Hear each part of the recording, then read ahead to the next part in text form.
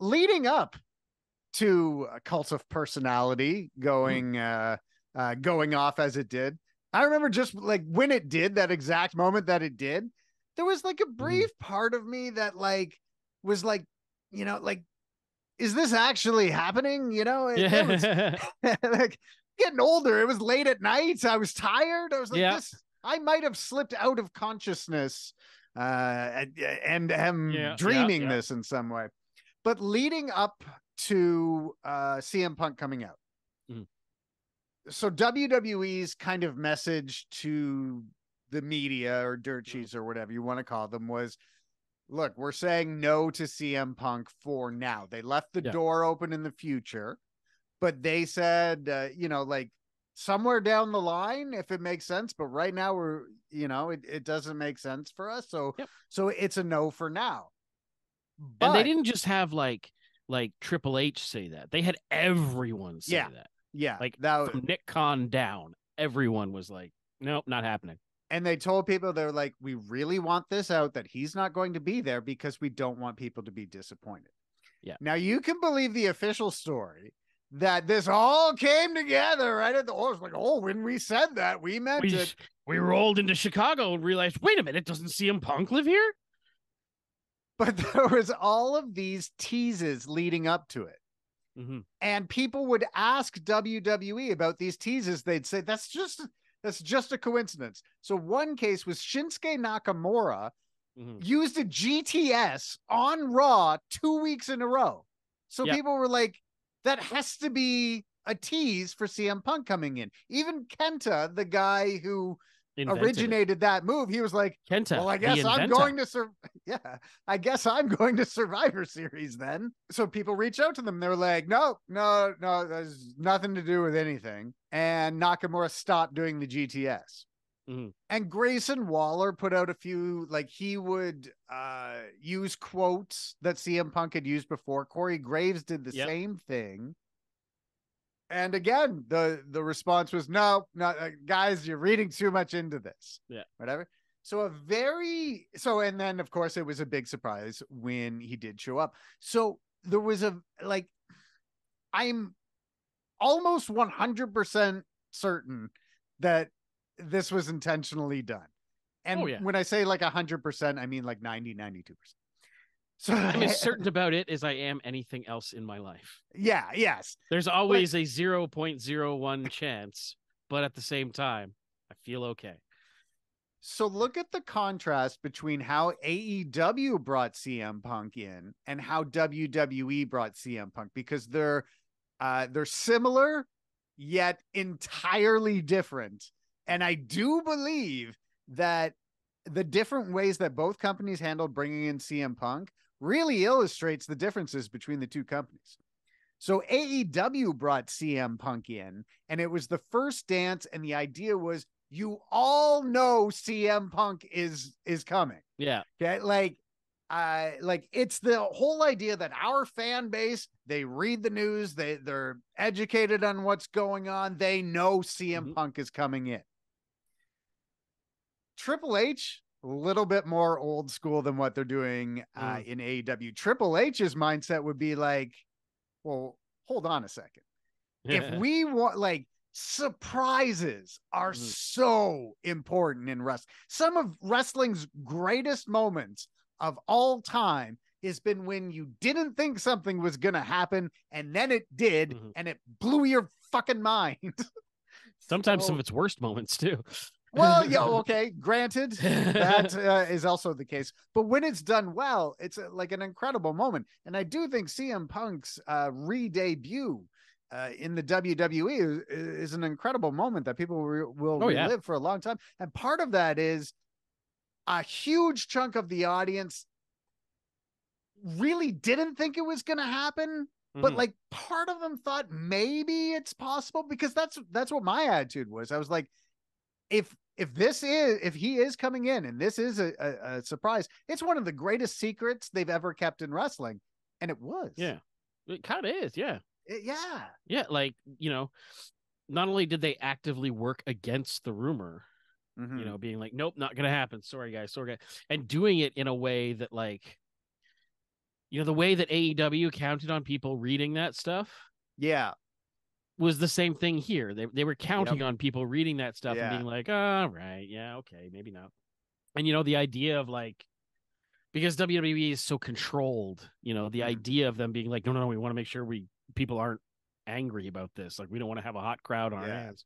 See, that's what Like, convinced me when they said that, yeah, when they said, we really want this out there because we don't want people to be disappointed. I was like, oh, guys, they're yeah. serious. Well, Like, that because that yeah, seems really reasonable. yeah, yeah. You know, most You of know, wrestling, not so much, but that you're like, okay, yeah, I see your point there. I was And like, then yeah, yeah, okay, yeah, understood. when he came walking out, my only thought was like, what a great swerve! Like they did it Yeah. so well, and that's to me, that's all Triple H. That's all his, because Triple H loves surprises, but he also Mhm. loves to like, he loves the subterfuge Mhm. of the I wrestling don't understand business, what that word is, but I feel like I agree with like you. the sneakiness of it all. The like, Yes, yeah, yeah. we're gonna do this, and then you're gonna. He loves to subvert expectation, Mhm. and what is so cool about this one is that he subverted expectation, then subverted another expectation and Yeah. another one to almost come full circle to the point where you're like, of course it was going to happen, you know? And it's like, it was just so masterfully done. And I truly, truly hope. And, I think that I've been hard on CM Punk Mhm. in instances on this very program. But, and I have my opinions about him, like as a person and a businessman, as a Mhm. ring performer. He's amazing. He's the best on the mic that's ever happened. So I'm not sad to see more of that. Mhm. You know, now it will be interesting to see how much, and I think a lot of the roster is taking it this way too. He says, I've changed, and it's like, yeah, Changed from when? Like yeah, 2013 or 4 months ago? Like, exactly. And it's like there was, and I read a few people who sort of had the same impression as I did in that like his promo on Raw when he came back Mhm. was great. Mhm. Love the wise man bits, love the, I got to leave to come back to get the best of this, terrific, terrific. But when he's like, I'm home, I'm like, are you? Because you've spent the better part of a decade not being very happy to be anywhere near this place.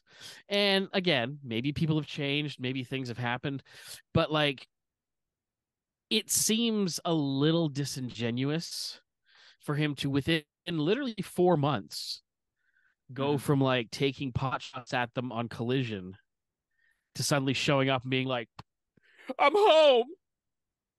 Right. Like I like also found it disingenuous. I also thought, like, because when I was watching that whole thing, I was like, okay, oh, we're back to PG Punk feuding with John ooh, Laurinaitis again. Um, woohoo, people power. but then when and I wasn't sure about the promo as it was going. I was like, yeah, like he's not dropping a pipe bomb here. But Yeah. then he turns to the camera right at the end and Yeah. gave a smirk that might as well have been a wink and Yeah. says, I'm not here to make friends. I'm here to make money. Then he runs around the ring. Yeah. Um, Which to me undid everything that he had said. well, I see it was that line that to me it was like, okay, I'm ready to go on whatever ride this is going to be. Oh But yeah, don't get me wrong. I'm upset about it, but yeah, but I feel like when I think about like the angle that they're building for him with Seth Rollins now, where Seth Rollins, first of all, huge baby face right now, yep. so interesting that they would choose him to go up against Punk.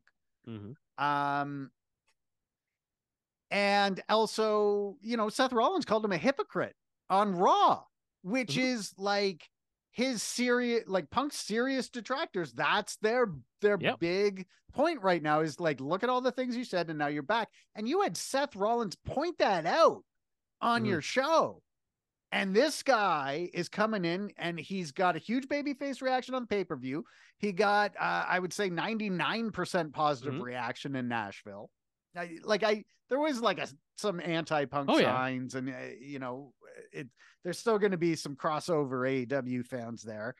Um, so I have a feeling that they are going to lean into sort of Punk's real reputation Mm-hmm. as being a controversial figure. Seth Rollins is going to kind of be the defender of WWE, but I feel Mm-hmm. what CM Punk is doing right now is he's playing a guy playing a baby face. You Yeah. know what I mean? Yeah. Yeah. His character has come in and said, "Oh, I'm going to make these fans love me. They're all going to buy my T-shirt, Mm-hmm. but I'll just give this little wink to the camera to say I'm here to make money." So I Yeah. think eventually down the road he's going to go heel or something, and I think that you have to turn him heel. oh Like, right, yeah, you are not going to get anywhere with CM Punk coming out every week and being like, "I'm really happy to be here, and well, I'm you can do getting it for a along few with my months. friends."